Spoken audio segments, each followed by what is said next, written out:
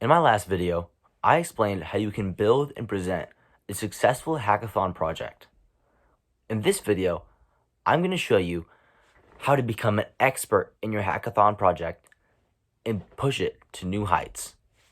To become an expert in your hackathon topic, you need to master the rabbit hole-a-thon. A lot of athons, I still don't get it, doesn't make sense, but I'm going to go along with it. So a rabbit hole-a-thon is a 2-week sprint to dive deep into one particular topic. This could be whatever you want. So the first thing you're going to do once you've chosen your said topic is you need to choose questions. Some questions based on the web's depth of knowledge chart. We're going to go to the fourth part of the web's depth of knowledge chart. This is where you ask very hypothetical questions. Questions that can only be answered through reading in-depth like studies and going really far into the topic you're trying to learn. And how a rabbit hole-a-thon works is it's very similar to the hackathon. If you watched my first video, you'd understand what a hackathon is. It's 2 weeks. You research all those days, every single day for the first week, and you start to craft a presentation about the argument you have, about the idea you have, your topic you want your rabbit hole-a-thon to be on. It has to be very disagreeable for most of the population. This is called the spiky point of view. It has to be very controversial, if you will. Most people, if you just walk up to someone on the street and tell them, this is what I believe, and I want you to believe it, they probably won't believe you. So you have to do a comprehensive presentation and a very persuasive presentation to get them to believe your point of view and your ideas. After you've done all of this research, you should have a very extensive knowledge of your topic and just everything about it. Know everything. So you can argue and show them that your spiky point of view is true, and it's better. And some things you can expect from a rabbit hole-a-thon are, it's going to take a lot of work, a lot of effort, a lot of reading. I hate reading research papers. It's my least favorite thing, but you have to read a lot of them. You have to cite your sources. You have to record every single thing you read, every single thing you watch. So it's credible, you're credible, all your research is credible. It's just a whole lot of work. It's also a whole lot of fun because at the end, you're going to know everything about what you wanted to learn. So then you can go and flex on everyone about, I know this and I'm right. You don't know anything about this. Let me show you why I'm right. It's going to be so fun once you're done, but it's worth the wait and worth the work. All right, we kind of already covered why rabbit hole-a-thons are useful and worth your time, but let's go a little bit deeper into that. One of the biggest reasons why I think a rabbit hole-a-thon would be the best thing to do after completing your hackathon, or at least making the beta for your hackathon, just the very beginnings, and you start sending it out and having people look at it. The biggest reason why you should do a rabbit hole-a-thon is to, of course, become an expert and to help shape your hackathon and put even more depth and data behind your hackathon to back it up and show that yours hackathon is literally better. It is just better. And after you become an expert, it shows that you know what you're talking about, and it'll help people understand that your hackathon and your knowledge behind it is actually true. You can show them all the research you've done, how many hours you've put into it, of your rabbit hole-a-thon, to show that you know what you're talking about. In my hackathon, I'm trying to help people connect through golf. I can show them I'm a golfer. I understand how the sport works. I know everything behind it. I'm an expert in this, so I know what I'm talking about. It really helps you persuade people to show them that you're knowledgeable and they should believe you.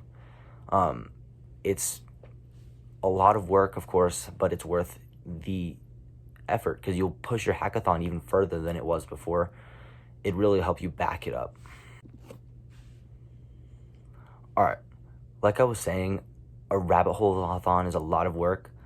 And if you watched my last video, you would understand the Olympic mindset is a very big part of understanding and doing these a-thons. It's a big part. You need to learn how to keep going, how to set outrageous goals no one else would think you could do, and make the best thing you can, and even push past those outrageous goals you set and make it the best thing you can make it, the best thing possible. And my Olympic mindset is definitely developing after this first week of my rabbit hole-a-thon I've been doing. It's a whole lot. It's so much work for me. I do a lot of work at home. I do a lot of work even at school. I do so much work on this, and I'm just trying to make it the best. So my Olympic mindset is really developed for trying to help cut out distractions from my friends at school, in just tuning out that and reading research papers, researching everything I can possibly research about the topic I want to go into. So my Olympic mindset has definitely improved in the goal setting and cutting out distractions and just focusing and working in that aspect of the Olympic mindset. What I'm doing for my rabbit hole-a-thon is very controversial. So as I was talking about earlier, my spiky point of view is something you have to have, something you're basing your argument around about why your opinion is correct. So my spiky point of view is the modern golf swing is a recipe for disaster. The reason why I came up with this spiky point of view is because I know a lot of people that have been injured by focusing for power in their golf swing over longevity in the game that they love to play. So I'm going to build an argument about how you can change your golf swing and why a modified shorter backswing golf swing is better. Because the full recoil golf swing, when you bring the club all the way back, really it strains your spine a lot. If you do it over and over and over again for hours every single day, it can really mess your back up, and it will lead to you not being able to play the game you love after your age is like 55, because your spinal disc will be all messed up, and it's not great, because then you never be able to play the game how you wanted to. You won't be able to hit the ball as far, you won't be as accurate, and you'll always be hurting. So I'm developing a modified golf swing that will help younger golfers understand, and it's that using a modified golf swing will help them play the game they love for the rest of their lives. All right. In conclusion, rabbit hole-a-thons are an amazing way for you to become an expert in any topic. It doesn't even have to be your hackathon topic, just anything you want to really put time into and completely understand. Rabbit hole-a-thon, right there. Just take 2 weeks, focus everything onto that, and you'll know a whole lot.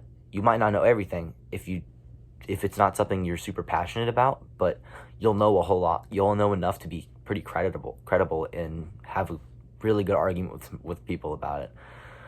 My Olympic mindset's grown. Every time you'll do these, you'll learn something about the Olympic mindset, and it'll become even better, and you'll be a better worker after you're done. And just rabbit hole-a-thons, they'll put you on the fast track for being an expert. I know usually becoming experts takes about 1,000 hours or something like that. I don't remember the exact number, but it's a very large amount of numbers. It's much faster way to become an expert. Thank you.